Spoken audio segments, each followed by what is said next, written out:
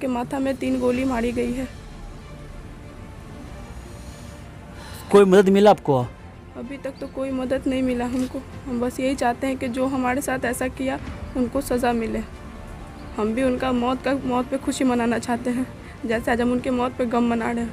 ये माँ छठ पर्व की थी अपने बेटे को बचाने के लिए, सुरक्षा के लिए, लेकिन देखिए छठ के ही दिन ऐसा खेल हो गया कि इनका पूरा परिवार आज बिखरा पड़ा है। आंसू पोंछने वाला कोई नहीं इनके परिवार में, कोई झांकी तक मारने के लिए नहीं आए। कोई आए क्या? बेटा के लिए वैसे चल जाए बाबू, ये करो ना जाना। कोनो यान गलत हमार बेटा ने किलकाई तो कत्तो ना केने चाहिए। वो अपराधी कौन जो 3 गोली दागी है सर में और फरार हो गया और अब तक पटना पुलिस उसे पकड़ नहीं पाई है? आखिर क्या बात हो सकती है? आखिर पटना पुलिस इस मसले को क्यों दबाना चाह रही है? क्या बता सकते हैं क्या दुश्मनी थी आपका पति का? जी उनको किसी से कोई दुश्मनी नहीं थी, वो तो अपने घर परिवार में ही डूबे हुए थे।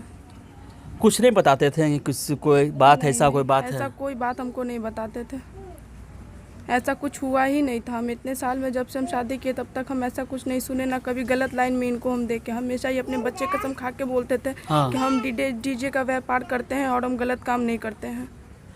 आखिरी बातचीत कब हुई थी आपकी? आखिरी बात हमारी 27 तारीख को ही हुई थी, रात को 8 बजे। फिर उसके बाद? उसके बाद नहीं हुई। रात में ही खबर आया कि उनको गोली मार दिया गया। हम लोग को पहले लगा कि एक्सीडेंट है, ठीक हो जाएगा, पर बाद में पता चला कि माथा में 3 गोली मारी गई है। कोई मदद मिला आपको? अभी तक तो कोई मदद नहीं मिला हमको। हम बस यही चाहते हैं कि जो हमारे साथ ऐसा किया उनको सज़ा मिले। हम भी उनका मौत पे खुशी मनाना चाहते हैं, जैसे आज हम उनके मौत पे गम मना रहे हैं। आपको कितना बेटा बेटी है? मेरी एक ही बेटी है, 1.5 साल की। देख सकते हैं एक पत्नी की वेदना है ये न्याय में चाह रही है। चाहिए इंसाफ चाहिए। हाँ, मुझे इंसाफ चाहिए। मेरे साथ इंसाफ करे, मेरे साथ न्याय करे। इनकी आंसू सूख चुकी है, या ऐसी पीड़ा है इनके जीवन का, इसे मैं बयान नहीं कर सकता हूँ। सिर्फ इनकी बातों से समझ सकते हैं ये चाहती क्या है। न्याय तो दूर की बात है, यहाँ पर कोई झलकी मारने तक नहीं आया है। इस पीड़ित परिवार से मिलने के लिए नहीं आया है कि कैसे इस पीड़ित परिवार को न्याय मिले। इतनी बड़ी घटना घट गई सचिवालय थाना क्षेत्र के आर ब्लॉक रोड नंबर 1 के पास। किसी युवक की 23 साल युवक की निर्मम तरीका से हत्या कर दी गोली मार के, लेकिन कोई व्यक्ति नहीं, कोई समाज सेवी नहीं। देख सकते हैं एक ये जीते जी एक मिट्टी की मूर्त बन गई है।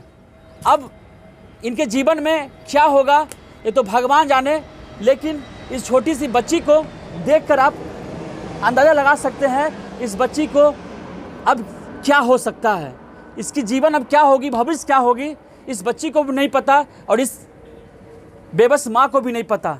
इस वक्त शत्रुघ्न के ये पिता हैं, इन्हीं से जानने की कोशिश करूँगा मैं। अंकल, आखिरी बातचीत कब हुई थी आपको बेटा से?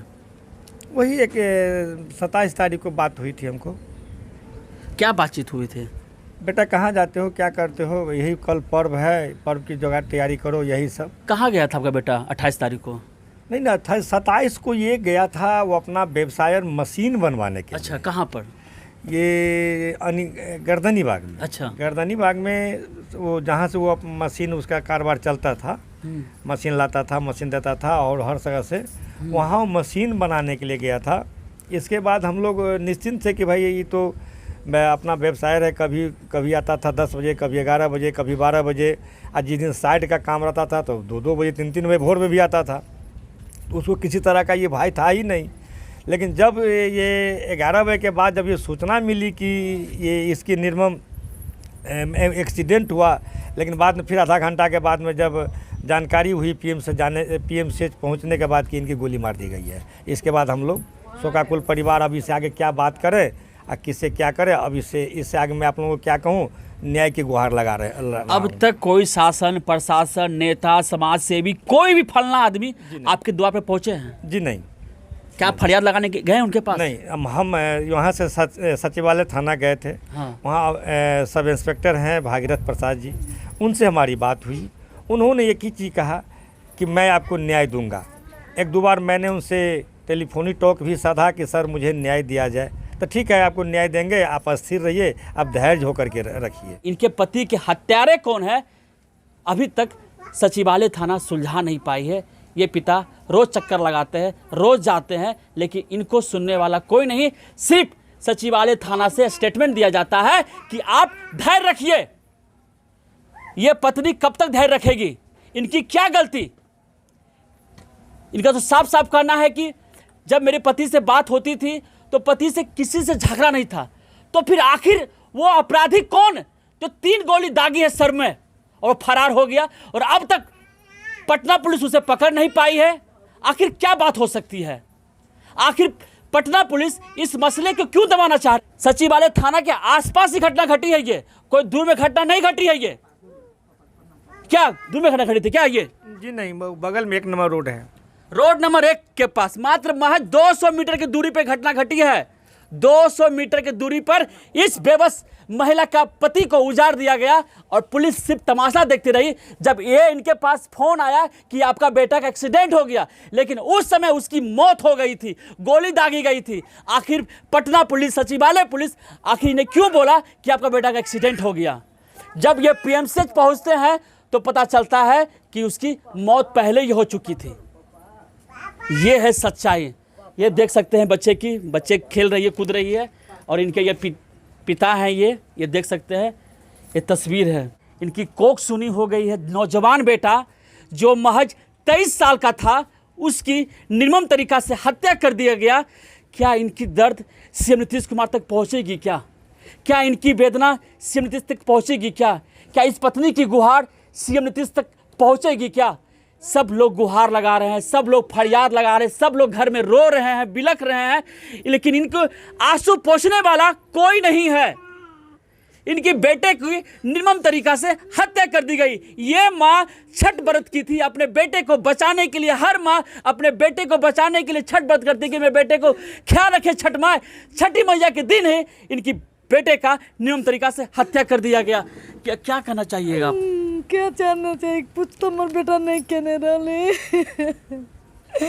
हम जैसे गेल हमार बेटा वैसे हो जाए, एक रोमना दिखाइए नजर से। ये पोती है ना आपकी?